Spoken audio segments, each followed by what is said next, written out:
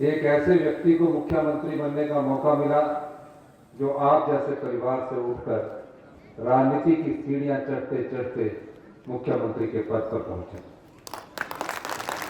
11 दिसंबर 2022 को ऐतिहासिक रिज मैदान पर जब मैंने शपथ ली थी, मन में सिर्फ एक आशा थी, एक उम्मीद थी कि इस प्रदेश की अर्थव्यवस्था को मजबूत करना है और इस प्रदेश में गांव में रहने वाले जो लोग हैं उनकी आर्थिकी को मजबूत करना है। मैं खुद गांव के परिक्षेत्र से आता था, सरकारी स्कूल में पढ़ा था। शपथ लेने के बाद हमने कहा उस परंपरा को तोड़ा जहां शपथ लेने के बाद सबसे पहला कदम कहीं रखा जाता है तो सचिवालय की सीढ़ी का होता है। मैंने कहा कि मैं उन बच्चों के पास जाऊंगा जिन बच्चों में समाज के अंतिम कोने में रखा जाता है, वो कभी अपनी मांग लेकर नहीं आते हैं। उनके मन में ये आशा होती है कि कोई भी ना कभी हमारा उत्थान होगा। कैसे होगा? जिस बच्चे ने अपनी मां को खो दिया हो, अपने पिता को खो दिया हो, वो कैसे अपना जीवन यापन करेगा? उनके हॉस्टल में मैं गया, उनके खाने के रूम में मैं गया, उन बच्चों से मेरी बात हुई। मैंने उनकी आंखों में एक रोशनी देखी। उन्हें आशा थी कि ये कुछ ना कुछ करेंगे, लेकिन वही कि हमारे साथ सहानुभूति के 4 शब्द करके चले जाएंगे, कंबल बांट कर चले जाएंगे, फिर हमारे लिए कोई दूसरा पूछने वाला होगा। इस उम्मीद के साथ वो बच्चे अपने जीवन यापन कर रहे थे। इस सरकार ने सबसे पहली योजना जो हिमाचल प्रदेश का समाज है वो उन बच्चों के लिए बनाई और हिमाचल प्रदेश देश का ऐसा पहला राज्य बना जहां उन बच्चों को सरकार ही माता है, सरकार ही पिता है, चिल्ड्रन ऑफ द स्टेट का दर्जा दिया और कानूनी रूप से पहला ऐसा कार्य हमने शुरुआत की। आज तकरीबन प्रदेश के 6000 बच्चे हैं जो अपनी मां को खो चुके, अपने पिता को खो चुके हैं। 27 साल तक हिमाचल प्रदेश की सरकार उनका ख्याल रख रही है, पैदा होने के बाद से लेकर 27 साल तक। ख्याल कैसे रखा जाता है? महज योजनाएं बनाकर उसको अपनी जामा पहनाना पड़ता है, धरातल में उतारना पड़ता है। मैं व्यक्तिगत रूप से हर 6 महीने में एक बैठक करता हूं और मुझे खुशी होती है कि ऐसे 6000 बच्चे जो कभी कॉलेज के बारे में नहीं सोच सकते थे, कई बच्चे अपने चाचा जी के पास रहते हैं, मामा जी के पास रहते हैं, कभी कॉलेज में वो पढ़ाई का सोच नहीं सकते थे। कई बच्चे डॉक्टर बनना चाहते थे, इंजीनियर बनना चाहते थे, पर माँ बाप का सहारा ना होने के बाद जिस भी परिवार में घर में रहते थे वो इतना खर्चा करने में सामर्थ्य नहीं थे।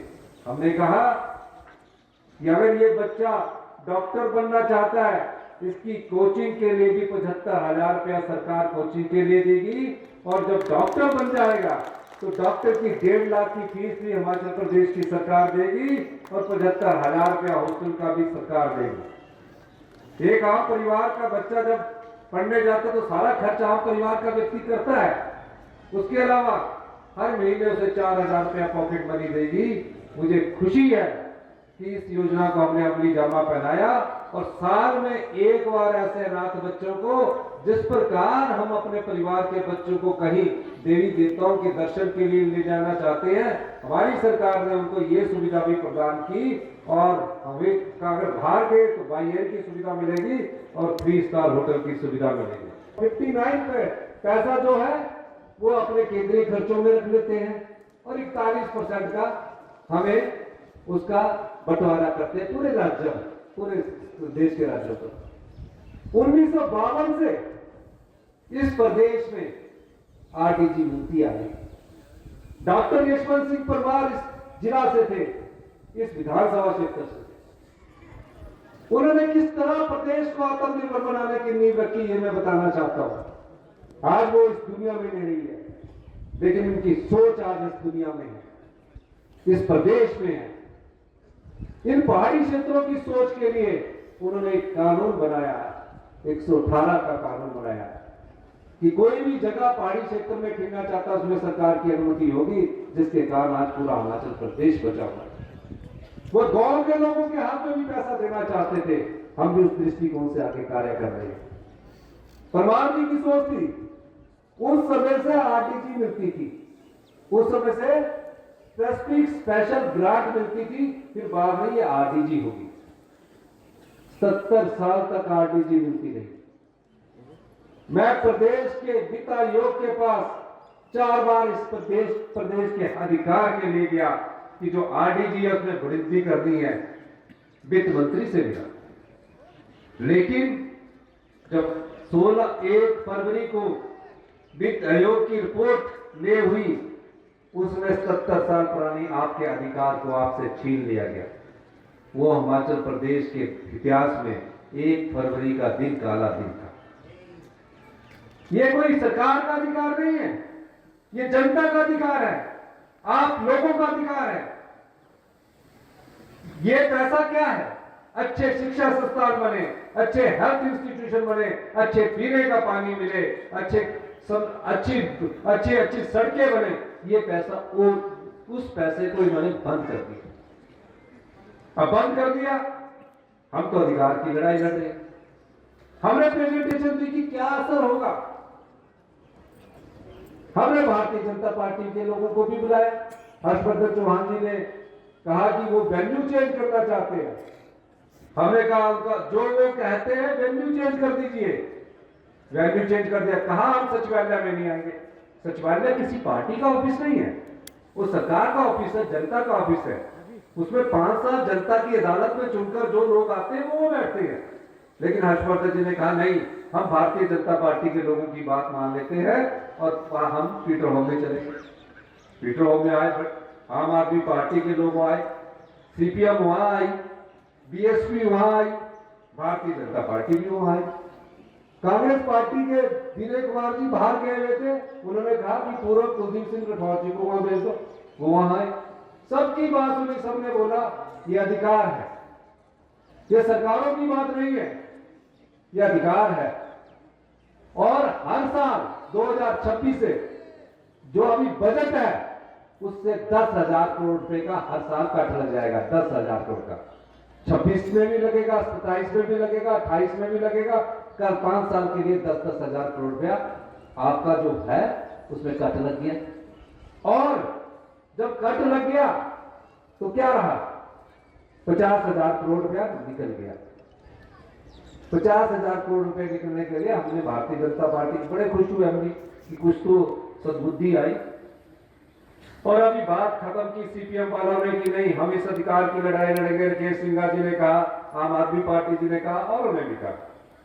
फिर हर्षवर्धन जी ने बोला आप बोलो, उन्होंने बिंदल जी ने बोला हमने पीएमजी सिपाही के तहत रोड दिए, हमने 4 लेन दिए, हमने हॉस्पिटल बनाए। मैंने कहा उनसे कि ये चीजें तो 14वें वित्त आयोग में भी मिलती आई, तब तो वीरभद्र सिंह जी भी थे, 13वें में भी आई। आप ये बताइए कि जो हिमाचल प्रदेश की जनता का प्रत्येक साल 10,000 करोड़ रुपया काटा गया है, क्या आप उसके पक्ष में हैं या नहीं है? कोई जवाब नहीं दे सके, उठ के गए सारा। फिर हमने कहा कि चलो, सब पार्टी ने बोला सरकार की बात सुन लो। मैं और हर्षवर्धन जी सरकार की तरफ से आए सुनिए, कुछ नहीं कहा कल।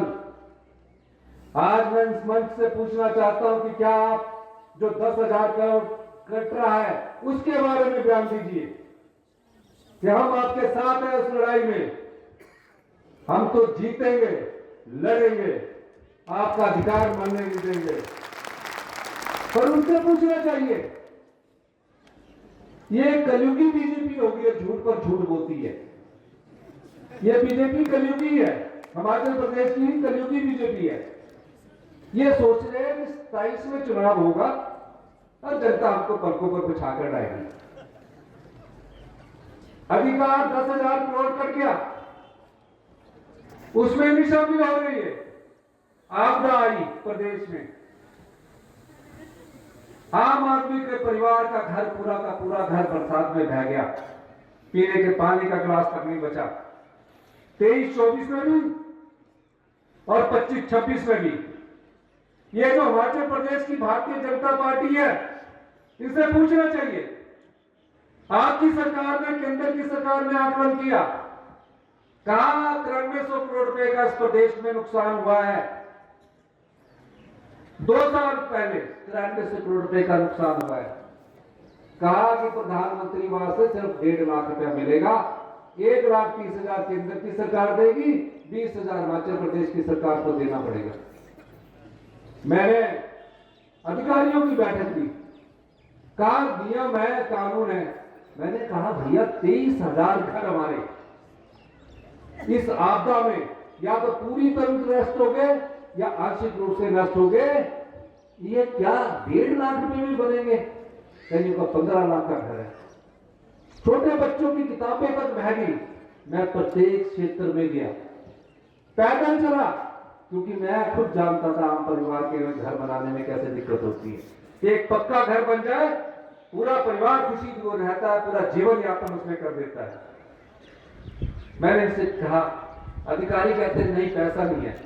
मैंने कहा पैसे का सोचना मेरा है, नियम नहीं है। कहते प्रधानमंत्री भी सिर्फ 1.5 लाख प्रधानमंत्री आवास योजना के तहत देते हैं, जिसमें 20% शेयर है। मैंने कहा इसके लिए मैं नियम बदल दूंगा, कानून बदल दूंगा। और मैंने नियम बदले, कानून बदले और 8 लाख रुपया दिया। उन लोगों ने मांग ली की, वो तो बेचारे मुझसे मिलकर लिपट कर रो रहे थे कि हमें अब कहां जाना है। और हम बार बार कह रहे हैं कि जो आपदा प्रभावित परिवारों के लिए 1 बीघा जगह केंद्र सरकार हमको दे, हमको बसाना चाहते हैं, उनके घर को हम के लिए पैसे देना चाहते हैं। 1 बीघा जगह वन भूमि पर देने के लिए तैयार नहीं है। ये भारतीय जनता पार्टी ने इस प्रदेश को दिया। 10 साल में भारतीय जनता पार्टी की सरकार है। हमारे युवा फौज में भर्ती होते थे, सुबह सुबह दौड़ लगाते थे, सोचते थे कि फौज में देश की रक्षा करूंगा और देश की रक्षा के लिए मुझे अपने प्राणों का बलिदान देना पड़े, मैं पीछे नहीं हटूंगा। और यही कारण है कि हिंदुस्तान में सबसे ज्यादा जो सेना का सर्वोच्च मेडल है, 4 परमवीर चक्र, वो 75 लाख की छोटी सी जनसंख्या में हमने जीते हैं, क्योंकि हमारे लोग देशभक्त हैं। पर हमें क्या मिला? अग्निवीर मिला कि 4 साल बाद आकर वो घर में बैठ जाए। आज मनरेगा को खत्म कर दिया गया, जो श्रीमती सोनिया गांधी और डॉक्टर मनमोहन सिंह जी की सोच है, जिसका बजट 88,000 करोड़ रुपए था। केंद्र का बजट जो प्रस्तुत हुआ उसमें 30,000 करोड़ रुपया रह गया। यानी कि जो मनरेगा थी, जिसका नाम भी बदला, उसका बजट भी खत्म कर दिया, ताकि गांव के लोगों को घर में द्वार पर रोजगार न मिले। यही भारतीय जनता पार्टी ने किया। डबल इंजन की सरकार थी, डबल इंजन की सरकार थी। डबल इंजन की सरकार का मतलब क्या होता है कि हमारे आम जनता का डबल विकास हो। क्या विकास हो? कौन सी योजना लाई? जिस सरकार में 15 फाइनेंस कमीशन ने 54,000 करोड़ रुपया 11 दिसंबर 2024 से पहले आरडीजी के रूप में मिला। ये वित्त कमीशन जो है हर 5 साल बाद आता है। और जब वैट और एक्साइज हटाया तो केंद्र सरकार ने माना कि आपको 4,000 करोड़ का हर साल का नुकसान होगा, उसकी भरपाई के लिए हम आपको हर साल 3200 करोड़ रुपए देंगे। 16,000 करोड़ रुपया मिला। 70,000 करोड़ रुपया जयराम ठाकुर जी को मिला। और 70,000 करोड़ मिलने के बाद अगर इतने अर्थव्यवस्था को सुदृढ़ किया होता तो ये 76,000 करोड़ में से वो 40,000 करोड़ रुपया कर्जा जो लिया था उसको वापिस करते और 10,000 करोड़ रुपए में सरकार की लायबिलिटी सोचते। नियत अच्छी नहीं थी, और जिसकी नियत नहीं अच्छी होती उसीलिए जनता ने कांग्रेस की सरकार को लाया। 77,000 करोड़ एक्स्ट्रा है ये। इसमें 76,000 करोड़ का जो कर्जा छोड़कर गए, अगर 40,000 करोड़ का कर्जा वापस कर देते तो आज ये कर्जा, जिसके लिए हम कर्जे पर कर्जा ले रहे हैं, ऐसी हालत ना होती और 10,000 करोड़ के कर्मचारी की लायबिलिटीज ना होती। क्या किया इन्होंने उस पैसे का? मित्रों को लुटा दिया। 1000 करोड़ रुपए की बिल्डिंग इस प्रदेश में ठेकेदारों द्वारा बनाई गई है, वो खाली पड़ी है। 1000 करोड़ रुपए की स्कूल बनाते, हॉस्पिटल पूरे करते, अल्ट्रासाउंड शराब में देते, 19 साल पुरानी एमआरआई मशीन जो आज शिमला के सबसे बड़े हॉस्पिटल आईजीएमसी में लगी है उसको बदलते। नहीं बदला, नियत ने थी सेवा की। हमने क्या किया, मैं हिसाब देना चाहता हूं आज जनता के सामने। अनाथ बच्चों को हमने सहारा दिया, विधवाओं बच्चों की शिक्षा का पढ़ाई का खर्चा हमने किया। दूध उत्पादक यहां मिले, 32 रुपए किलो दूध खरीदा जाता था, मैंने 51 रुपए मिनिमम रेट पेश किया और किराए में भी 2 रुपए किलो के हिसाब से मैंने दूध का रेट बढ़ाया। गांव में खेती करने वाले जो हल्दी पैदा करते हैं 90 रुपए किलो के हिसाब से हमने उसका मिनिमम स्पॉट प्राइस फिक्स किया। अगर गेहूं आएंगे तो 60 रुपए किलो सरकार खरीदेगी, 40 रुपए किलो मक्की सरकार खरीदेगी। और आने वाले बजट में इस क्षेत्र के लोगों की जानकारी के अनुसार मैं बताना चाहता हूं, हम अदरक का भी समर्थन मूल्य देने जा रहे हैं। मैं किसान के हाथ में सीधा पैसा देना चाहता हूं। हमने 70 साल से ऊपर वालों का सारा एरिया दिया। और कलयुगी बीजेपी क्या कहती है, जिन्हें चलाना नहीं आता। अब बताओ, जिसको 71,000 करोड़ रुपया डबल इंजन में मिलता है, वो कोई भी सरकार आती, उसमें 2 वर्ष 14 फाइनेंस कमीशन के थे वीरभद्र सिंह जी के समय के, उसमें 8,000 करोड़ मिला। अब आप बताइए, 71,000 करोड़ वाला वित्तीय कुप्रबंधन है कि 17,000 करोड़ में जो आपको बांट रहा है वो प्रबंधन है? जो 17,000 करोड़ में 70 साल से ऊपर वालों का पूरा एरियर दे रहा है, डीए दे रहा है, डीए दे रहा है 17,000 करोड़ वाला, गरीब के हाथ में पैसा दे रहा है, महिलाओं को 1,500 रुपया दे रहा है। ये आपकी पैसा था। मैंने 3,600 करोड़ रुपया चोर दरवाजे से जो लुटा दिया जाता था, जिसका पता आप लोगों को नहीं लगता, वो मुख्यमंत्री और मंत्री की कुर्सी पर बैठकर पता लगता है कि ये चीज कहां से कहां जा रही है। 10 रुपए की चीज इनके समय 20 रुपए की बिकी। हिम केयर में करोड़ों का घोटाला है। आपकी 5,000 बीघा जगह, 5,000 बीघा जगह जो बद्दी में, 5,000 बीघा जगह बद्दी में कितने रुपए में दी? आप पूछो इनको। मैं बताना चाहता हूं, 5,000 बीघा इन्होंने 1 करोड़ रुपए में दी। आपकी रजिस्ट्री के लिए तो 6% लगता है। आम आदमी रजिस्ट्री करवाने जाए तो 6% लगता है। उनको बोला तुमसे रजिस्ट्री भी नहीं ली जाएगी, मुफ्त में ही दे दी। 5,000 करोड़ रुपए की आपकी संपदा है, हमने वो भी बचाया। अब आप मुझे इस बात का जवाब दो कि 17,000 करोड़ रुपया जिसको 3 साल में मिला आरडीजी के रूप में, वो सब कुछ ले रहा है। और जो 71,000 करोड़ रुपया जो जिसको डबल इंजन की सरकार में मिला, वो वित्तीय कुप्रबंधन है कि नहीं है? आप खड़ा करके बताइए। ये शेम है। हम आंगनबाड़ी का भी वो बढ़ाते हैं, हम आशा वर्कर का भी बढ़ाते हैं, हम पुलिस का भी बढ़ाते हैं 17,000 में, हम पुलिस का भी बढ़ाते हैं। और ये रोज प्रेस में स्टेटमेंट देते हैं। सोशल मीडिया में इन्होंने मेरे खिलाफ पूरा एक नेटवर्क बनाया हुआ, तो बस फेसबुक पे चलाते रहते हैं, मुख्यमंत्री ने ये कर दिया, मुख्यमंत्री ने वो कर दिया। मुख्यमंत्री ने जनता की संपदा को नहीं लुटाया है। और मैं दावे के साथ कह सकता हूं, इस प्रदेश को हम आत्मनिर्भर बनाएंगे।